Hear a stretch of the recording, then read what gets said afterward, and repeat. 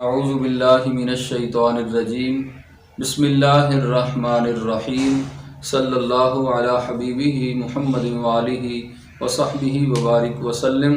اللہ تعالیٰ کے فضل اور اس کی توفیق سے اور نبی اکرم صلی اللہ علیہ وآلہ وسلم کی نگاہ کرم سے آج ہم معلوماتی سلسلے کے 5ویں پروگرام میں آپ کے سامنے حاضر ہیں۔ میرے ساتھ دارالعلوم قاسمیہ فاروقیہ قاسم شریف کے طالب علم محمد ابو بکر صاحب ہیں۔ ان سے میں سوالات پوچھوں گا کہ اللہ تعالیٰ کے بارے میں ہمارا کیا عقیدہ ہے۔ السلام علیکم ورحمۃ اللہ وبرکاتہ۔ بسم اللہ الرحمن الرحیم، وعلیکم السلام ورحمۃ اللہ وبرکاتہ۔ حافظ صاحب، آپ یہ بتائیں کہ اللہ تعالیٰ کے بارے میں ہمیں کیسا عقیدہ رکھنا چاہیے؟ اللہ تعالیٰ کے بارے میں ہمیں ایسا عقیدہ رکھنا چاہیے کہ اللہ ایک ہے، اس کا کوئی شریک نہیں۔ زمین و آسمان ساری مخلوقات کا پیدا کرنے والا وہی ہے۔ سبحان اللہ۔ چاند، سورج اور ستاروں کا نکلنا ڈوبنا سب اسی کے حکم سے ہے۔ وہ عبادت و پرستش کا مستحق ہے، دوسرا کوئی مستحق عبادت نہیں۔ وہ بے پرواہ ہے، کسی کا محتاج نہیں۔ وہی سب کو روزی دیتا ہے، وہی سب کو روزی دیتا ہے۔ امیری غریبی اور عزت و ذلت سب اسی کے اختیار سے ہے۔ جسے چاہتا ہے عزت دیتا ہے، جسے چاہتا ہے ذلت دیتا ہے۔ سبحان اللہ، سبحان اللہ۔ جسے چاہتا ہے عزت دیتا ہے، جسے چاہتا ہے ذلت دیتا ہے۔ اس کا ہر کام حکمت ہے، بندوں کی سمجھ میں آئے یا نہ آئے، اس کی بے شمار نعمتیں اور احسان ہیں۔ وہ ہر کمال و خوبی والا ہے، وہ ہر عیب سے پاک ہے۔ جھوٹ، دغا، خیانت، ظلم، جہالت اور بے حیائی ہر عیب سے پاک ہے۔ اس کے بارے میں کسی چیز کا عیب ماننا کفر ہے۔ ماشاءاللہ، ماشاءاللہ، آپ نے بہت خوبصورت ہمیں بتایا۔ آپ یہ بتائیں کہ اللہ تعالیٰ کو ہم جو ایک مانتے ہیں وہ قرآن کریم کے کن مقامات سے ثابت ہے؟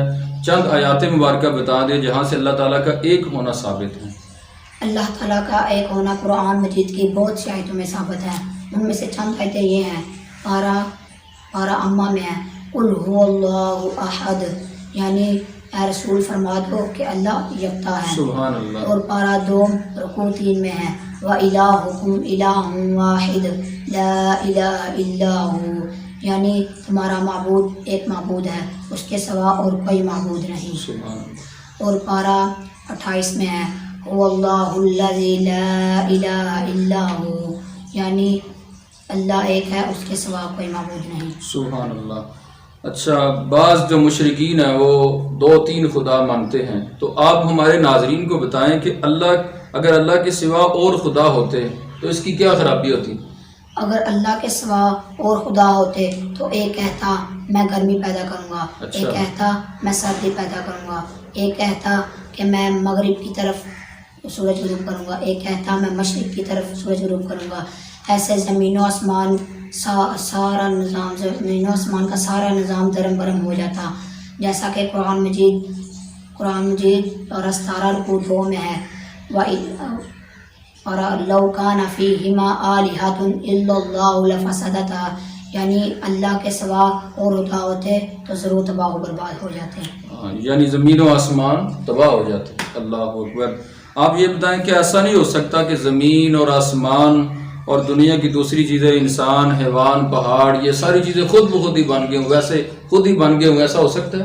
نہیں، ہرگز نہیں، ہرگز نہیں۔ جیسا کہ ہم دیکھتے ہیں قلم یا پینسل، چھوٹی سے چھوٹی چیز کسی کے بنائی نہیں بنتی، تو زمین و آسمان، بڑے بڑے پہاڑ کسی کے بنائی کیسے بن سکتے ہیں؟ ماشاءاللہ۔ اگر کوئی مسلمان کہے کہ خدا کوئی چیز ہی نہیں، معاذ اللہ، زمین اور آسمان وغیرہ بغیر کسی کے بنائے خود بخود بن گئے ہیں، تو ایسے مسلمان کے بارے میں کیا حکم ہوگا؟ ایسا کہنے والا دائرہ اسلام سے نکل کر کافر و مرتد ہو گیا۔ استغفر اللہ۔ اچھا، آپ یہ بتائیں، بعض لوگ غلط جملے استعمال کرتے ہیں اللہ تعالیٰ کی شان میں۔ بعض بندے کہتے ہیں کہ اوپر والا جیسا چاہے گا ویسا ہوگا، اوپر اللہ ہے نیچے تم ہو، یا اوپر اللہ ہے نیچے جو پنچایت ہے اس کو کہتے ہیں کہ نیچے وہ ہے۔ تو اس طرح کے جو جملے بولے جاتے ہیں تو ان جملوں میں کوئی خرابی تو نہیں ہے؟ بے شک خرابی ہے۔ مسلمان یہ جملے گمراہی کے ہیں، مسلمانوں کو ان سے نہایت پرہیز کرنی چاہیے۔ اچھا، اللہ تعالیٰ آپ کو جزائے خیر دے۔